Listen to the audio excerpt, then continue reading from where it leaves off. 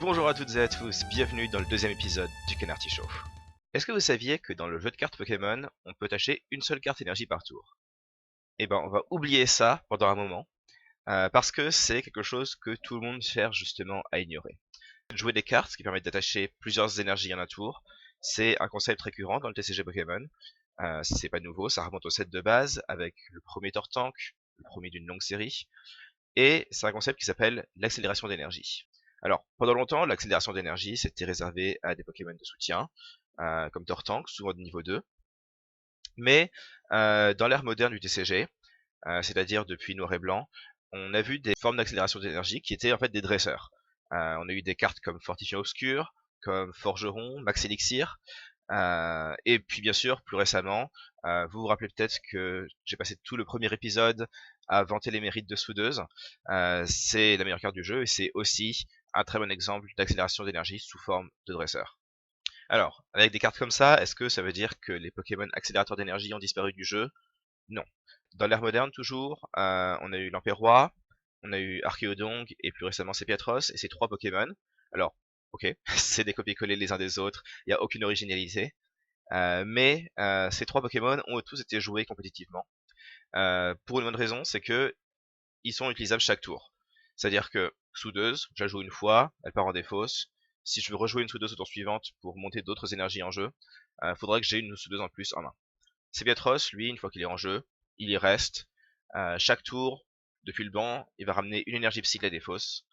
Et même si ma main est détruite par quelque chose comme un tampon de réinitialisation, tant que j'ai 2 ou 3 Sebiatros en jeu, et ben les 2 ou 3 Sebiatros en jeu vont remettre des énergies chaque tour. Donc ça c'est un avantage important de ces Pokémon. Alors ça c'était la théorie. Maintenant voyons à quoi ressemble un deck Sebiatros, Malamar de son nom anglais, en pratique. Pour l'anecdote, Malamar était un des decks les plus attendus au championnat du monde cette année. Euh, Ça a été, je crois, le deck le plus populaire et ça, il a aussi fait des très mauvais résultats. Donc ça nous a laissé tous penser que le deck valait pas grand chose dans le nouveau format standard, qu'il n'était pas au niveau d'autres decks, parce que ni les versions avec Ultra Necrozma GX et des énergies métal, ni les versions avec Karchakroc et Giratina GX et des énergies combat n'ont fait de bons résultats. Par contre, après le championnat du monde, on a commencé à revoir une version avec que des Pokémon Psy, et donc que des énergies Psy, percées à des tournois locaux, notamment aux États-Unis. Ça a commencé avec une liste euh, jouée par l'ancien champion du monde Igor Costa. Ensuite, elle a été reprise par l'américain Grant Manley, qui, avec d'autres joueurs de sa région, ont commencé à écumer tous les tournois locaux en jouant quasiment tous la même liste, plus ou moins. Et donc c'est cette liste que je vous présente ici. On va commencer par présenter les Pokémon du deck. Sebiatros, c'est le cœur du deck, mais l'attaquant principal, c'est Giratina. Giratina est quelque chose d'absolument unique par rapport à tout le reste, tous les autres Pokémon du format. C'est sa capacité à revenir chaque tour après avoir été mis KO. Donc j'explique. Un problème avec les Pokémon non GX notamment, c'est qu'ils sont plus fragiles que les Pokémon GX, et du coup ils sont mis KO plus souvent. Et comme dans ce format on n'a pas beaucoup de cartes de recherche de Pokémon, et on n'a plus de civière pour récupérer les Pokémon de la défausse, c'est difficile de récupérer chaque tour un nouveau Pokémon à envoyer. Avec Giratina, grâce à son talent porte distorsion, on n'a jamais ce problème. Une fois qu'on a un Giratina en défausse, il revient en jeu, on attaque avec, et s'il est mis KO, il revient, il n'y a jamais de souci pour trouver l'attaquant suivant. Ce qui est encore mieux, c'est que ça crée une sorte de boucle infinie avec les Sebiatros. C'est-à-dire qu'on va avoir un Pokémon pivot. Typiquement, c'est un Jirachi équipé d'un skateboard évasion pour avoir un coup de retraite nul. Et on envoie ce Pokémon pivot devant. On ramène Giratina de la défausse, on lui attache des énergies psy grâce à ses Sepiatros, et on bat en traite pour mettre Giratina devant. Giratina attaque, impact lugubre, 130 dégâts, c'est puissant. Ensuite, il y a les Mikao. À ce moment-là, qu'est-ce qui se passe? On remet Jirachi devant, on récupère le Giratina de la défausse, on lui remet les énergies, on réattaque avec, etc., etc. Idéalement, on peut faire encore mieux, on va pouvoir mettre Rune Sort sur Giratina, qu'on lui attache, et du coup, quand il sera mis KO, on peut mettre 4 marqueurs de dégâts sur les Pokémon adverses. C'est très pratique pour faire des dégâts en plus, ça se combine assez bien avec les marqueurs posés par Porte Distorsion. Ça va nous aider à prendre des KO, y compris sur des Pokémon de banc, grâce aussi à d'autres cartes que je vais présenter plus tard. Finalement, il y a aussi une énergie recyclée dans le deck, et c'est ça que je trouve vraiment génial. Ça permet au deck d'avoir une boucle infinie encore plus facile. Avec l'énergie recyclée, qui revient en main à chaque fois qu'elle devrait être défaussée depuis le jeu, on a besoin que 2 Cébiatros au lieu de 3 pour avoir cette boucle infinie. Si le deck Malamar faisait que ça, ce serait vraiment ennuyeux. Mais heureusement, il y a plein d'autres opportunités pour faire des choses en plus. C'est-à-dire que cette boucle de Giratina, c'est le schéma de base du deck, mais il y a plein d'autres options, d'autres Pokémon qu'on a dans le deck, qui permettent de sortir de cette boucle et de faire des choses différentes de temps à autre. Alors par exemple, on a Psystigris, avec Aurikinésie, qui peut faire des dégâts importants sur le banc adverse si les Pokémon du banc adverse sont blessés. Et grâce au marqueur de dégâts posé par Runesort et par Giratina, ça arrive souvent qu'il y ait des Pokémon blessés sur le banc adverse. Si on a pu mettre 6 marqueurs de dégâts sur un des DNGX par exemple, Aurikinésie lui fera 6 x 20, 120 dégâts et le mettra KO. On a Mimikyu aussi, qui va permettre de copier notre deck adverse. Alors c'est situationnel, mais il a quand même pas mal d'utilité. Une utilité notamment, c'est contre Reshiram et Dracofeu GX. Il va utiliser attaque flamboyante pour faire 230 dégâts, et on va pouvoir copier ça pour 2 énergies avec de copie. Si en plus on a pu mettre 40 dégâts sur le Reshiram et Dracofeu avec un Runesort, 230 plus 40, ça fait 270, il est KO. Et on a Mentally et Deoxys GX, qui est plus un finisseur qu'autre chose. Il est surtout utilisé pour son attaque GX division croisée. Ça permet de mettre 10 marqueurs de dégâts sur les Pokémon adverses, et ça peut être utilisé un peu comme Psystigris pour achever un Pokémon blessé sur le banc adverse, mais aussi on peut les répartir parfois pour prendre 2 KO sur 2 Pokémon différents. On peut même parfois dans certaines situations monter 6 énergies sur lui pour mettre encore plus de marqueurs de dégâts. En ce qui concerne le reste, la liste est finalement assez simple. Métamorph Prisme, c'est juste un 5ème Sepiatop. Il est là uniquement pour évoluer en Sepiatros, ça améliore juste un peu la stabilité du deck. Mew est utilisé pour protéger nos Pokémon du banc, notamment contre Pikachu Zekrom GX ou contre Mandrion GX. Son attaque peut aussi être utilisable dans ce deck, c'est pas aberrant d'utiliser puissance psy à un moment ou à un autre. Et au niveau des dresseurs, c'est beaucoup de cartes de stabilité. On joue 4 exemplaires de chaque, c'est assez simple au niveau du deck building. On veut en fait finalement juste piocher les cartes qu'on veut pour établir notre boucle, pour rentrer dans le schéma où on fait 130 dégâts par tour. Les plus attentifs parmi vous ont remarqué un truc, c'est qu'il n'y a que 58 cartes dans cette liste. Pourquoi Parce que ça c'est le cœur du deck, c'est le noyau. Et ensuite, différents joueurs vont rajouter 2 cartes différentes à chaque fois, en fonction de leurs préférences, éventuellement de ce qu'ils pensent affronter, etc. Donc, par exemple, moi personnellement, originaire de Sheffield, j'ai rajouté 2 cartes. D'une part, Liputu. Alors je l'ai mis parce que Danse Mystérieuse est très utile pour mettre d'autres dégâts sur le banc adverse. C'est utile notamment pour essayer de viser Goopix avant qu'il évolue, dans le match-up contre Reshiram et Dracofeu GX. Et d'autre part, Centrale d'énergie. J'utilise surtout ça dans le match-up contre Mewtwo et Mew GX. Ça permet de l'empêcher d'attaquer. Ça permet aussi de lui remettre sa faiblesse psy en désactivant le talent de Jirachi GX pour un tour.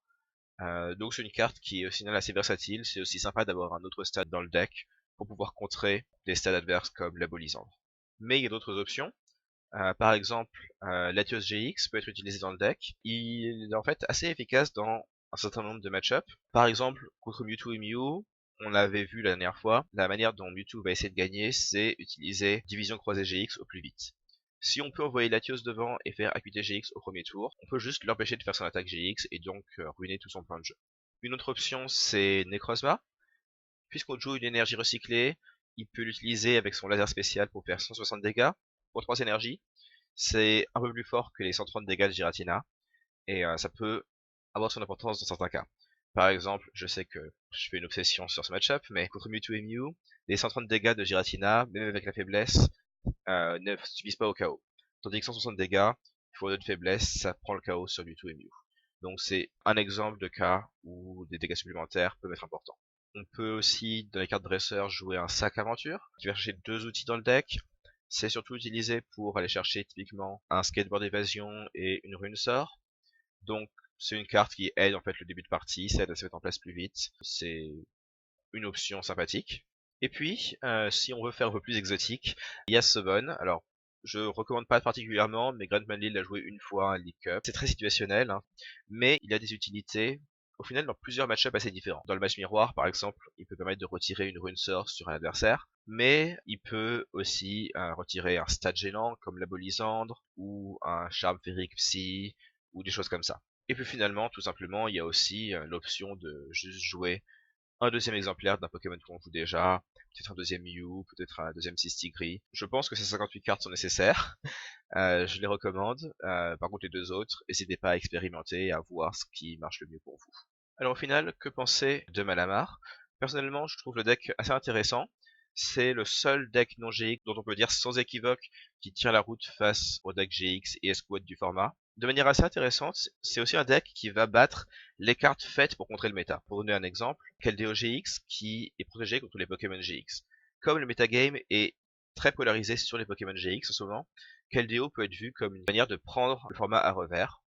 Mais quelqu'un qui fait ça va lui-même se faire avoir par Giratina, parce que rien dans le deck Malamar en fait ne se soucie du talent de Keldeo GX. Alors il faut faire quand même attention à une chose avec ce deck, qui est que les parties prennent du temps, surtout si on joue IRL. D'une part, comme nos Pokémon sont des non GX, les récompenses se prennent une par une, donc c'est plus lent qu'un match-up entre deux decks escouades, où ils vont prendre 3 récompenses chacun dès le deuxième tour. Et en plus, entre le talent de Jirachi, entre les activations de Forêt de Jade, les cartes comme Trésor Mystérieux, on passe beaucoup de temps à fouiller dans son deck, à remélanger le deck, et tout ça, à force, ça prend du temps. Donc pour vous donner un exemple, j'ai joué le deck original de Sheffield, j'ai eu 5 de mes matchs sur 14 rondes, qui se sont terminés naturellement en match nul par manque de temps.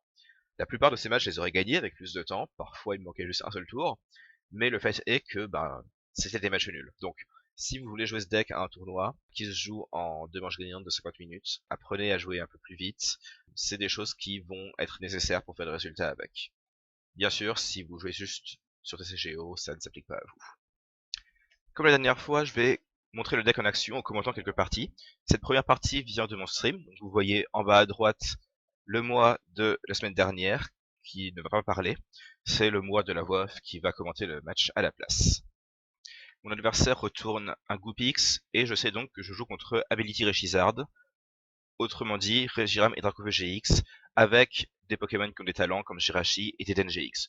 Son but c'est de jouer soudeuse à tous les tours, pour mettre plein d'énergie en jeu et utiliser ses attaquants feu.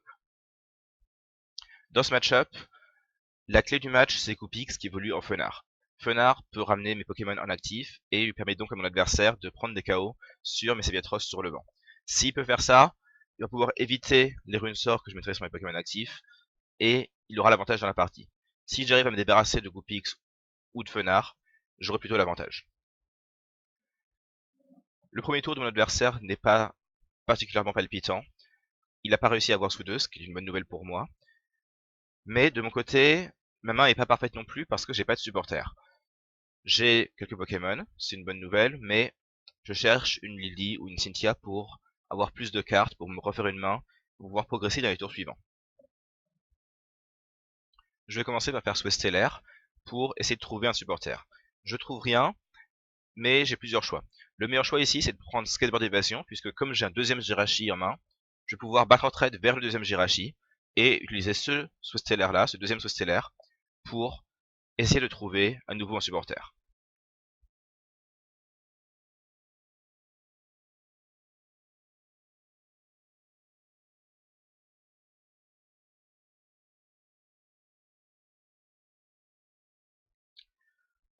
Donc c'est ce que je fais, mais pas de chance, toujours pas de Lily ou de Cynthia sur le deuxième Stellaire. Alors j'ai plusieurs choix ici, soit Trésor Mystérieux, soit Vélocross. Trésor Mystérieux me permet de mettre en place un Sepiatop. Vélocross est un peu plus risqué, parce que je pourrais ne rien trouver, mais je pourrais aussi trouver un supporter, et du coup être dans une bien meilleure position. J'hésite entre les deux, mais je finis par choisir le Vélocross pour prendre un risque.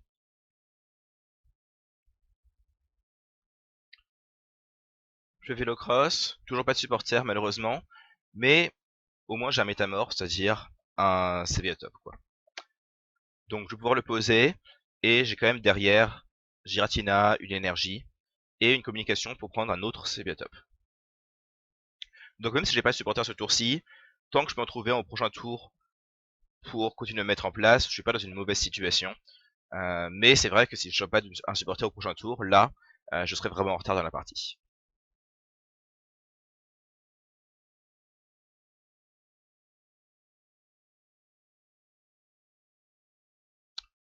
Mon adversaire a toujours son Jirachi en actif, donc il va faire Souhait Stellaire. et il trouve soudeuse dessus. Donc cette fois-ci, il va pouvoir attacher 2 énergies feu à Reshiram et Dracofeu GX pour qu'il puisse faire ses attaques.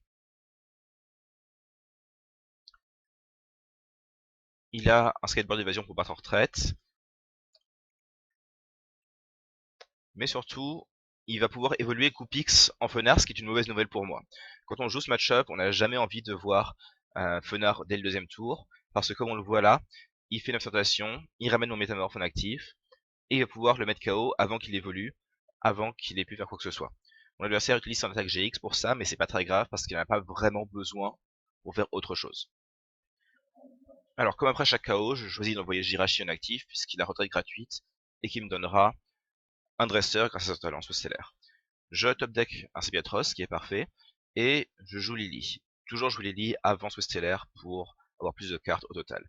Je joue pas le Mickey par contre, parce que d'une part il m'est pas très utile, et d'autre part je veux garder la place sur le banc pour d'autres Pokémon, comme Sebiatop.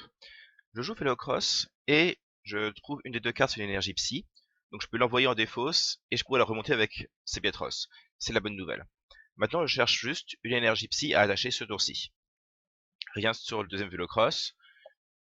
Je défausse le deuxième échange parce que je n'ai pas besoin, vu que j'en ai déjà un. Et sur ce stellaire, enfin, je trouve une forêt de jade. Donc ça, c'est très pratique. Maintenant que j'ai mon stade, je peux jouer communication. Je vais aller chercher un autre Seviatop pour le mettre en jeu. Un autre avantage d'avoir gardé Mimikyu en main au lieu de le jouer, c'est que je peux le renvoyer avec communication Pokémon pour ici chercher un Seviatop. Je pose ce Seviatop parce que c'est le but de mon deck. Je vais faire forêt de jade. La carte la plus inutile à défausser, c'est le skateboard. Donc je défausse, je prends l'énergie psy à la place, et je vais pouvoir attacher cette énergie, faire une recharge psy, et donc attaquer avec Giratina dès le tour 2, ce qui est l'idéal. Alors j'aurais pu ici juste battre en retraite et attaquer, mais je me dis, j'ai échange en main, il va pas m'être très utile sur la suite de la partie, donc autant en gros le dépenser pour faire un spécialaire de plus. Donc je bats en retraite sur Jirachi maintenant, il me trouve une rune sort, c'est parfait, c'est ce que je cherchais, et je vais pouvoir attacher cette rune sort sur Giratina, et battre en retraite sur Giratina. L'intérêt, c'est que si mon adversaire doit mettre KO Giratina actif, Runesort va se déclencher, je vais pouvoir mettre un marqueur sur son Regiram et Dracofeu actif, et ainsi le mettre KO au tour suivant avec Impact Lugubre. A chaque fois qu'on fait Impact Lugubre dans ce deck, il faut se demander sur qui on met les 4 marqueurs de dégâts qu'on doit mettre sur un de ces Pokémon. Ça dépend du match-up, ça dépend de la situation. Ici, je me dis, Giratina, c'est le plus safe parce que peu importe que j'ai 90 ou 130 PV restants, Reshiram et Dracofeu me met KO avec colère de toute manière. Et en plus, ça me va très bien si Giratina est mis KO parce que une source s'activera. Donc pour cette raison, mon adversaire ne peut pas se permettre d'attaquer Giratina ce tour-ci, ou alors il est en très mauvaise situation. Donc il va falloir qu'il utilise le talent de Fenard s'il peut. Il fait un Vélocross.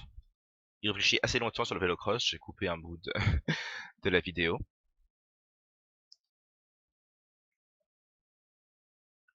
Il fait communication Pokémon. Et il choisit de prendre Victini Prisme Étoile, qui est un bon attaquant pour faire des dégâts conséquents et mettre KO un Giratina ou autre chose. Et surtout, il utilise mon stade pour récupérer une énergie feu. Donc ça va lui permettre d'avoir une deuxième énergie feu en main.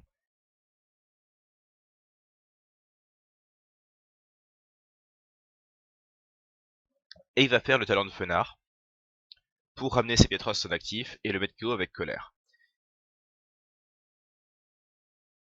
Il pose ensuite Victini Prisme Étoile, et c'est ça qui est un peu étrange, c'est qu'il reste à la fin avec une seule carte en main. Donc, mon adversaire ne peut pas avoir une main morte, puisqu'il aurait pu aller chercher des DN GX avec sa communication Pokémon, du Victini. Donc soit tous ces DN sont en récompense, peu probable mais possible, soit il a gardé un DN ou une mémoire ball pour aller le chercher dans sa main, en prévision du tour suivant.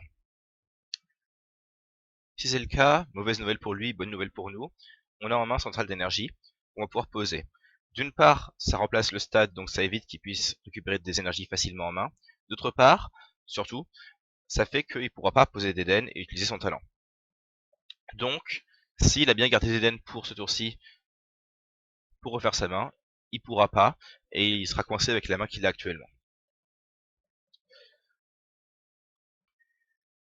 Alors ce tour-ci, je pourrais évoluer Sepiatop en Sepiatros, mais en fait, j'ai pas vraiment de raison de le faire parce que j'ai pas besoin de Sepiatros ce tour-ci.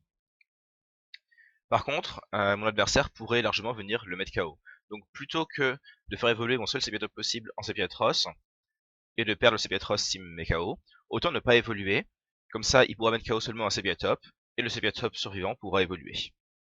Malheureusement, du coup, je suis obligé de taper encore à 130. Ça laisse le Reshiram et Dracofeu avec 10 PV, c'est pas idéal, mais je peux pas faire mieux. Donc là, la centrale d'énergie a pour but de bloquer mon adversaire, et d'essayer d'empêcher qu'il puisse utiliser le talent de Fenard ce tour-ci. Il trouve juste un skateboard d'évasion sur son souhait stellaire, ce qui est pas du tout idéal pour lui, parce que ça lui sert pas à grand chose ici. Et donc, effectivement, grâce sans doute à ma centrale d'énergie, mon adversaire est obligé d'utiliser colère et de mettre KO mon Giratina actif.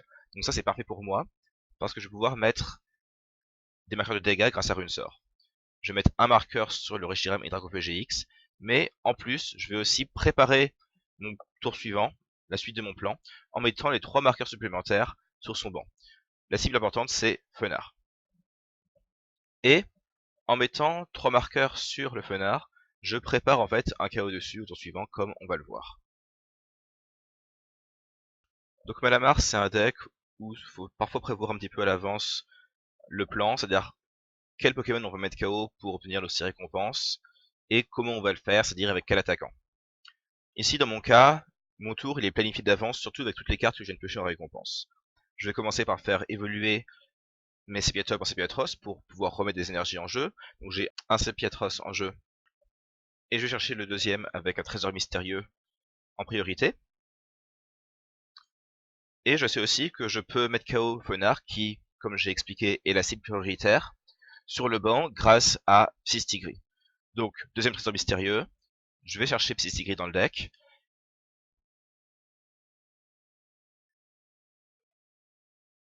Je fais ce stellaire maintenant que j'ai récupéré les cartes dont j'avais besoin dans mon deck. Et on va jouer Psystigris. Alors vous aurez remarqué, je fais Lily avant de faire les recharges de Psy, juste parce que je peux toujours faire les recharges de Psy après, et du coup, il n'y a aucun inconvénient à garder les recharges Psy pour la fin du tour, juste au cas où je changerai d'avis sur mon plan en cours de route. Grâce à Giratina, je peux mettre 10 marqueurs de dégâts supplémentaires sur Fenard, ainsi que sur Victini. Et maintenant que le Fenard a 4 marqueurs de dégâts, Oreille Kinésique de Psystigris lui fera 4 x 20, 80 dégâts, ce qui va suffire à le mettre KO. Et donc je vais pouvoir retirer le Pokémon clé du deck adverse ce tour-ci. Du coup il pourra plus venir mettre KO les Pokémon sur mon banc. Donc s'il veut prendre le prochain KO, il sera forcé de le faire sur mon Psystigris qui est actif. Ce qui veut dire qu'il va se prendre les dégâts de Runesort, que je vais pouvoir mettre encore plus de dégâts sur son terrain. Bref, tout ça s'annoncerait très bien pour moi. L'adversaire a cette fois récupéré un stade, donc ça va lui permettre de se refaire une main s'il veut utiliser des DNGX, mais aussi de récupérer des énergies feu dans le deck pour pouvoir jouer peut-être soudeuse. Donc il commence par vider son deck un petit peu, ensuite il fait souhait stellaire, il récupère une mémoire ball sur le souhait stellaire, donc ça peut lui permettre de chercher un attaquant ou des DNGX.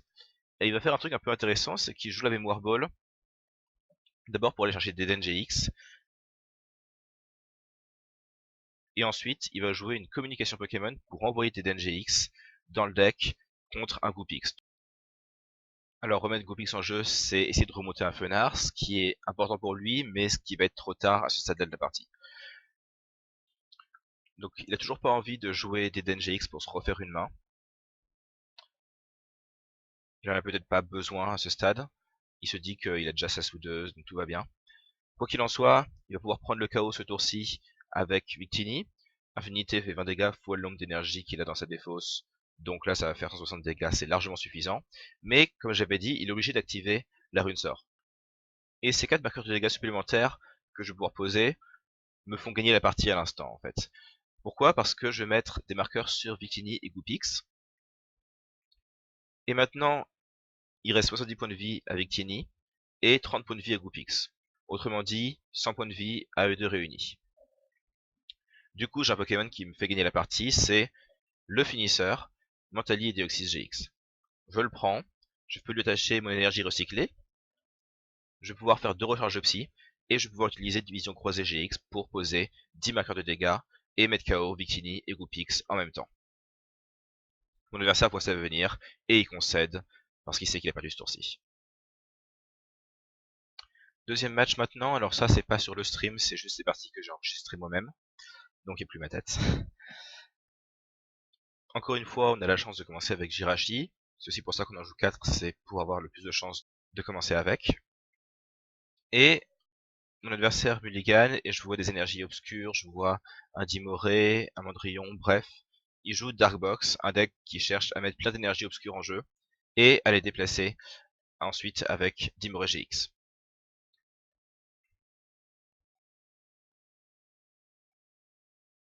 Alors on joue en premier, on a une très grande main parce qu'il a fait 2 mulligan, et il faut se poser la question dans quel ordre je joue toutes les cartes de sa main. Velocross c'est quasiment toujours la première carte qu'on fait. Ici j'ai le choix entre Sebiatop et Sebiatros, je prends Sebiatop parce qu'il est nécessaire maintenant. Et puis ensuite je vois que j'ai 2 trésors mystérieux, donc je vais pouvoir utiliser le premier en défaussant un deuxième Jirachi qui est pas très utile pour prendre Giratina, et je vais pouvoir défausser ce Giratina, puisque Giratina se remet depuis le défausse vers le banc, pour aller chercher un autre Sebiatop. Dans un autre match-up, j'aurais peut-être voulu garder le Jirachi et le poser sur le banc, mais Darkbox fera rien du tout au tour 1, donc moi je sais que mon Jirachi actif va survivre jusqu'au tour 2, et donc j'ai pas besoin d'avoir un Jirachi de rechange tout de suite. Avoir Giratina au premier tour c'est utile parce qu'on peut commencer à lui mettre une énergie et en l'occurrence une rune sort, donc ça va me permettre de vider encore plus ma main, et finalement de jouer Lily pour cette carte. Encore une fois, je garde une Mickey en main, j'en ai pas besoin maintenant, je préfère le garder pour après au cas où, et aussi, comme ça me fait un Pokémon à renvoyer avec communication Pokémon. Vélocross, j'obtiens sac d'aventure ou énergie psy, je défausse énergie psy tout le temps, comme ça elle sera là pour la remonter avec Sepiatros au deuxième tour. Et puis ici, rien d'autre à faire que d'utiliser le stellaire. Alors j'ai plein de Pokémon, j'ai déjà 2 Sepiatros dans ma main, tout va très bien de ce côté-là, donc je prends le Vélocross, dans le but d'essayer d'obtenir, je sais pas, d'autres énergies, surtout un supporter, une Cynthia serait très bien pour le deuxième tour. Et je pose un autre Sepiatop, et puis là honnêtement je suis dans une très bonne situation, j'ai rien besoin de jouer d'autre. Je garde le Vélocross pour le deuxième tour, puisque comme ça, si jamais je top deck une Cynthia par exemple, je pourrais faire Vélocross et chercher autre chose avec. Pas besoin de l'utiliser maintenant, puisque la carte que je veux le plus, c'est une carte que je pourrais jouer qu'au prochain tour. L'adversaire joue une Mémoire Ball pour aller chercher un Pokémon GX de son deck. C'est une carte qui, lui, peut lui être utile pour aller chercher ses attaquants, mais aussi des GX ou Dimoré GX, des Pokémon de soutien. Et il choisit Darkrai et Noctali GX, qui sera son attaquant principal. Comme nous, Darkbox peut utiliser Forage, d'ailleurs c'est souvent un stat qui joue par lui-même. Donc c'est pour ça que j'ai choisi de défausser ma deuxième Forage au premier tour d'ailleurs, c'est parce que je me suis dit, il y a des chances qu'il joue ça également, donc que la Forage que j'ai posée tienne jusqu'à la fin de la partie, plus ou moins. Cela étant dit, dans le cas présent, il joue aussi Ultra Dimension pour aller chercher ses Ultra Chimères. Et donc, la forêt de jade est défaussée. Bon, heureusement, c'est pas hyper important maintenant. Il est contraint de jouer un attrape perso pour piocher des cartes. Et il joue pas de supporter, mais il utilise l'attaque de Farfuré pour défausser mon énergie. Donc, dans ma défausse, j'ai 2 énergies psy maintenant, donc c'est pas très grave que cette énergie soit défaussée, puisque je pourrais toujours attaquer avec Giratina si tout se passe bien, puisque j'ai 2 Seviatros, donc je peux avoir 3 énergies en jeu. Ce tour-ci, j'ai plusieurs possibilités de plan de jeu. Par exemple, j'ai mon Mew dans ma main, et ce que je pourrais faire ici, ce serait envoyer Mew, attacher l'énergie avec recharge psy à Mew, et utiliser puissance psy pour mettre KO le métamorphe sur le banc adverse. Ce serait une possibilité, vu que pour l'instant j'ai pas d'énergie dans ma main. Si je pose Mew sur mon banc ce tour-ci, avant de jouer Cynthia, ça m'assure que même si je pioche pas d'énergie sur Cynthia, je pourrais quand même utiliser une attaque, et en l'occurrence prendre un KO sur le métamorphe. Donc il y a une hésitation assez logique ici qui est est-ce que j'assure le coup ou est-ce que je pose pas Mew parce que au final c'est quand même pas l'attaquant idéal non plus.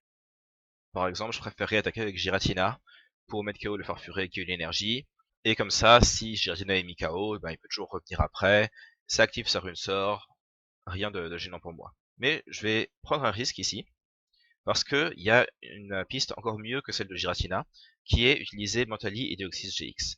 En effet, Le deck de mon adversaire repose sur Dimoré GX, et il a deux Pokémon qui peuvent évoluer en Dimoré au prochain tour, qui sont le Farfuré, actif, et le Métamorphe sur le banc. Or, Farfuré a 70 points de vie, Métamorphe il lui en reste 30, du coup à E2 ça fait 100 PV, et donc comme à la partie précédente, avec Mentally et Deoxys, je peux utiliser mon attaque GX pour prendre 2 récompenses en un tour.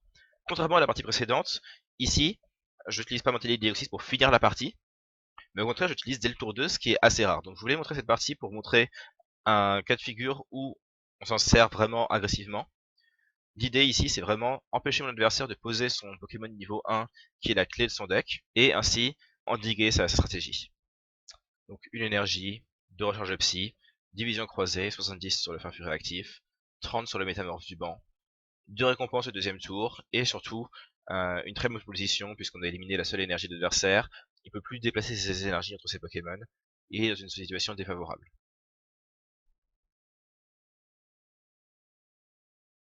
Je vais passer un peu rapidement le tour de l'adversaire maintenant, mais il y a deux choses importantes à remarquer.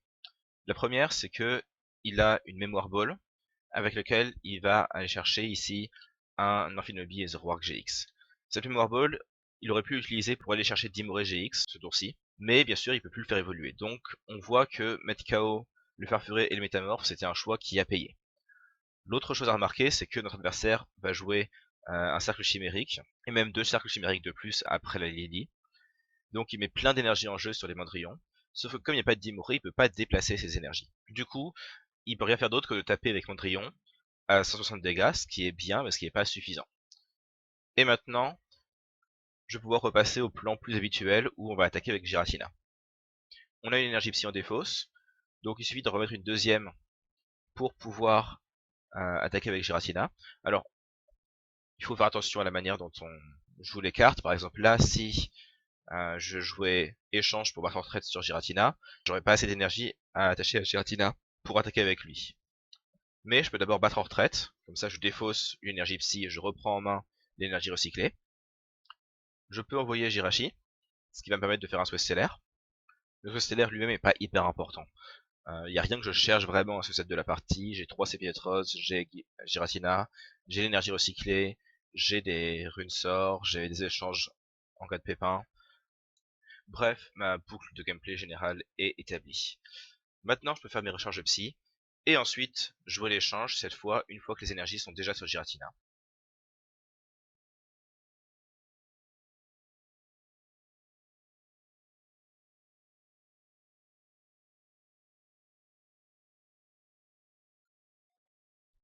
Et impact lugubre, donc pour le KO.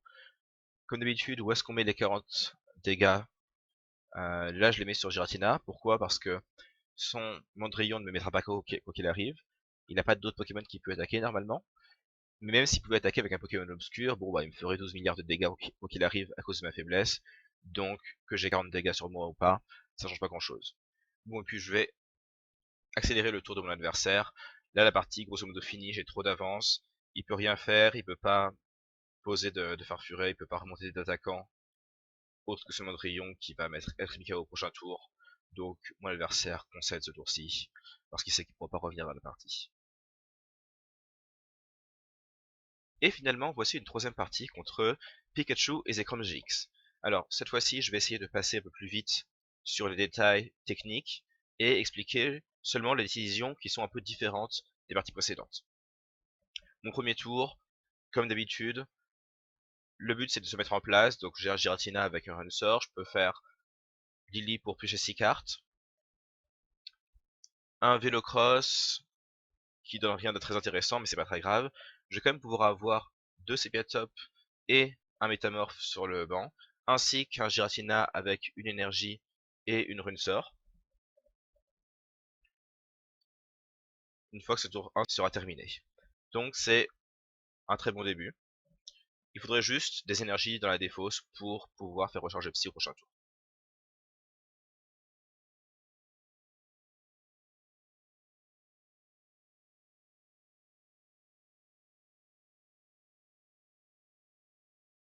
Le premier tour de mon adversaire n'est pas particulièrement palpitant.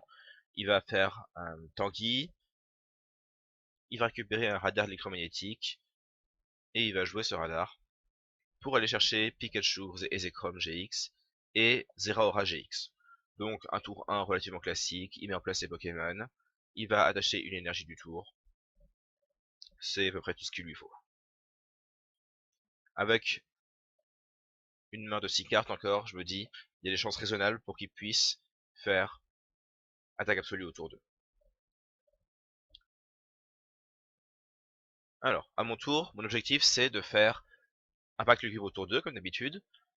Donc je vais récupérer un premier Sepiatros. On fait évoluer le Métamorphe. Pourquoi le Métamorphe? Parce que d'une part, c'est celui qui a moins de PV, il est plus vulnérable. Et d'autre part, dans le cas où l'adversaire jouerait Culbutoke, son pouvoir empêcherait Métamorphe d'évoluer et on se retrouverait avec un Métamorphe coincé sur le banc. Je joue un nouveau Vélocross, mais je trouve toujours pas d'énergie psy à envoyer en défausse, et j'ai pas non plus d'énergie du tour actuellement. Je fais un saut stellaire, mais j'ai pas de forêt de jade ou quoi que ce soit qui pourrait m'aider. Je vais quand même prendre un Skateboard d'évasion, et ce que je vais faire, c'est que je vais poser un deuxième Jirachi en jeu. Pourquoi? Parce que là, je me dis, mon adversaire joue un deck agressif, il y a des chances qu'au prochain tour, il puisse prendre un KO, avec son Pikachu et Zekrom. Donc s'il met KO un Jirachi, je veux qu'il y ait toujours un Jirachi de rechange que je puisse envoyer en tant que pivot. C'est pour ça qu'en fait, là, le deuxième Jirachi que j'envoie pour faire ce stellaire, c'est pas juste pour faire un stellaire de plus, c'est aussi un sacrifice. C'est aussi, j'ai pas envie qu'il mette KO mon seul Jirachi, j'ai pas envie de sacrifier Giratina ou un Sepiatop, donc je mets un Jirachi devant pour le donner un peu en pâture.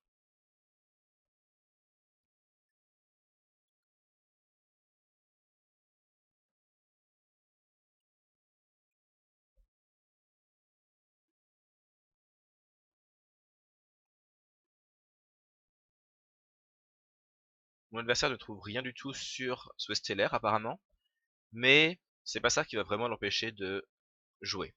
Il a un radar électromagnétique commun, donc il va pouvoir aller chercher des DNGX pour se refaire une nouvelle main de 6 cartes. Et il a aussi pioché Tokyo Prisme Étoile. Alors, il me fait un tampon de réinitialisation. Et je suis pas totalement d'accord avec cette décision parce que ma main était clairement pas incroyable, je manquais d'énergie. Et là, il me redonne une main de 6 cartes de laquelle il y a plus de chances que je puisse avoir une énergie. Donc pour moi, c'était une erreur de la part de mon adversaire. Il compense cette erreur en faisant 2 faces sur son navigateur de stade, ce qui lui permet d'aller chercher le Montonnerre Prisme Étoile pour ce tour-ci, qui va lui permettre de faire attaque absolue dès le tour 2, et il garde aussi à la Volisandre pour un peu plus tard dans la partie.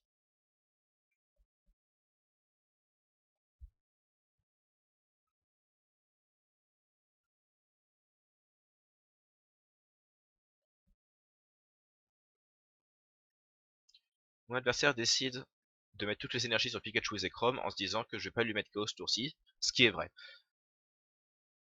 Bon, ma main j'ai des énergies cette fois-ci, mais je veux toujours les envoyer en défausse, donc je fais saut stellaire, et je trouve une des cartes qui me permettent de faire ça, Trésor Mystérieux.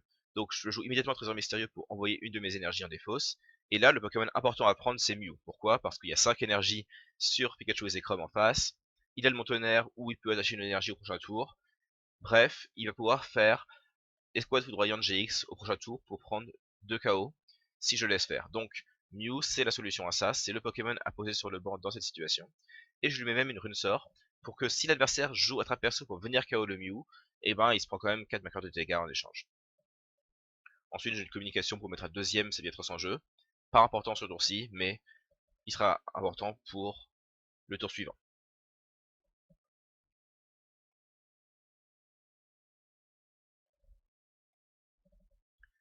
Je vais faire un pack lugubre. J'essaie de mettre les marqueurs de dégâts sur mon Giratina actif. Toujours un peu avec la même idée. Mon adversaire, la plupart de ses attaques vont faire plus de 80 dégâts. En fait, il va mettre KO quoi qu'il arrive. Donc ça n'a pas trop d'importance que j'ai 90 ou 130 PV. Maintenant que les 5 énergies sur Pikachu et Zekrom sont inutiles à cause de Mew, mon adversaire les repositionne sur Raichu et Raichu de la GX. Il se débarrasse aussi de son stade pour mettre la Bolisandre. Comme ça, ils activent Marune Sort sur Giratina, ainsi que le Skateboard d'évasion sur Jirachi. J'envoie quand même Jirachi devant parce que j'ai un échange, donc je pourrais toujours battre en retraite, même si je peux pas le faire naturellement. Alors là, je fais un trésor mystérieux, je me dis, il vient de faire un choc en tandem avec Raichu, je peux aller chercher Mimiki dans mon deck pour copier Shock Totem et du coup faire 160 dégâts à Raichu et le paralyser, ce qui peut être ennuyeux pour l'adversaire. Mais Mimiki est en fait en récompense, du coup je prends rien du tout. Je vide juste ma main avec le trésor pour pouvoir piocher plus avec Lily. Là je commence à réfléchir à où est-ce que je mets les marqueurs de dégâts avec Giratina.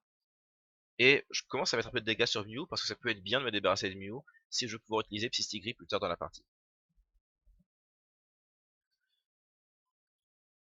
Sur la Lily, je suis très content de voir cette forêt de jade qui me permet de me débarrasser du Labolisant de l'adversaire. Ça voudrait dire que il faudra qu'il remette un stade s'il veut euh, contrer mon Runesort suivant. Je suis aussi très content de voir ce Runesort.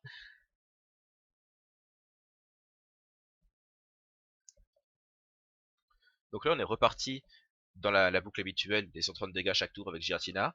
Et même si là j'ai 2 récompenses de retard, je commence quand même à mettre beaucoup de dégâts sur le terrain adverse. Et du coup je suis pas dans une mauvaise situation, même si on regarde uniquement les récompenses, on pourrait avoir cette impression.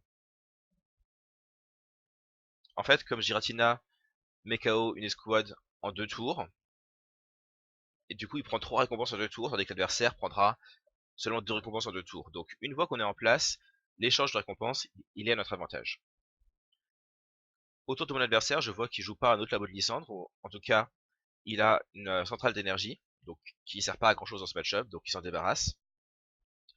Et du coup, il peut pas annuler mon Runesort, donc il va juste faire une attaque absolue sur Giratina. Il a été obligé d'attaquer avec Pikachu et Zekrom, ce qui veut dire que moi, au prochain tour, je vais pouvoir mettre KO sur Pikachu et Zekrom et prendre 3 récompenses. Donc la question c'est comment est-ce que je vais prendre mes 3 dernières récompenses. Et là, je planifie déjà à l'avance ce que je vais faire dans 2 tours, c'est-à-dire comment est-ce que je vais gagner la partie. Mon but c'est de mettre KO les squads de Raichu et Raichu de Lola. Et je peux faire ça éventuellement en mettant KO Mew pour pouvoir libérer Psystigris. Mais ce que je vais préférer faire plutôt, c'est mettre jusqu'à 16 marqueurs de dégâts en tout sur Raichu. Pourquoi? Comme ça, je pourrais l'achever avec Mentally Deoxys GX à la fin. Pourquoi est-ce que je préfère faire ça plutôt que de mettre KO Mew? Parce que si je mets KO Mew, je prends une récompense de plus, une récompense de trop. Ce qui veut dire que si mon adversaire joue Reset Stamp, il me fera piocher une carte de moins qu'autrement. Donc pas de raison de prendre ce KO sur Mew en plus.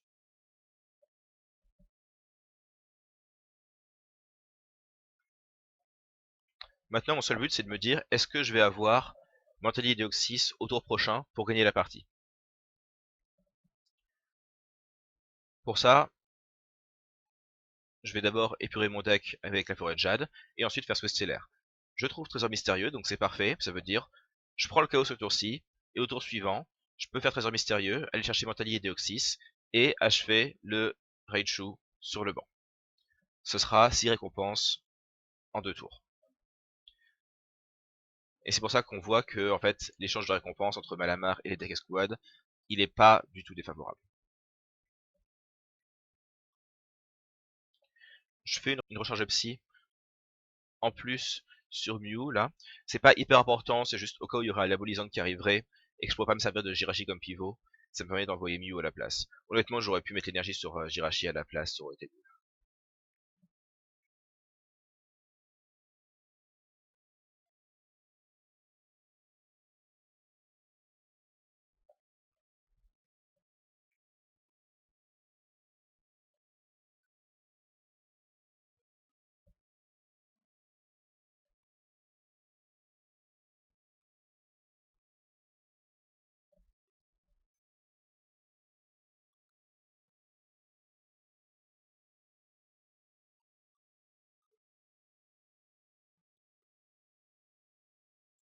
Bon, mon adversaire voit que j'ai 10 cartes en main, il sait que j'ai un trésor mystérieux, il sait que je joue Mentally Deoxys parce qu'il l'a vu en début de partie quand je l'ai renvoyé dans le deck avec communication. Donc s'il est malin, il sait que je gagne la partie au prochain tour. Il va faire Pokémon Communication pour aller chercher un ou pas, qui est un attaquant très efficace contre Malamar, hein, il donne une seule récompense, il met KO Giratina, il résiste Psy, ce qui fait que c'est pas facile à mettre KO avec Giratina, donc c'est vraiment un attaquant de choix, mais il arrive peut-être un petit peu trop tard dans la partie.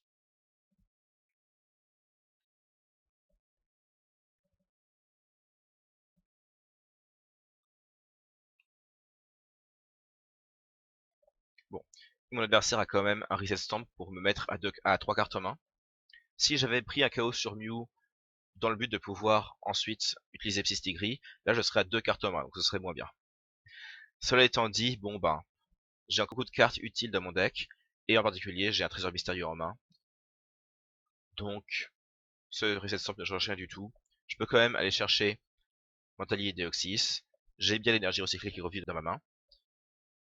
Je vais pouvoir faire mes recharges psy. Et faire division croisée GX pour mettre 10 marqueurs de dégâts sur Raichu. Et finir la partie. Mon adversaire voit ça venir. Et va concéder la partie ce tour-ci. Puisque ma victoire est assurée. Voilà, j'espère que ces matchs vous ont plu. Que mes commentaires vous ont aidé. N'hésitez pas à laisser un commentaire. Et on se retrouve la semaine prochaine. À bientôt.